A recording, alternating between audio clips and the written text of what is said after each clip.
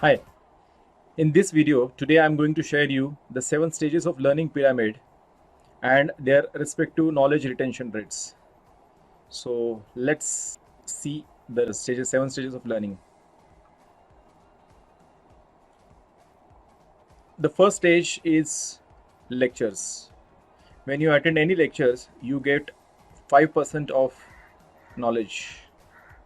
Then when you read any article, you get 10% of knowledge. Then through audiovisual activity, you get 20% of knowledge. Then through demonstration activity, you get 30% of knowledge. Through discussions, you get 50% of knowledge. And if you do any activity by doing on your own, you get around 75% of knowledge. The last one is when you do a teaching activity. When you do any teaching to any person, whatever you have read, you get 90% of knowledge.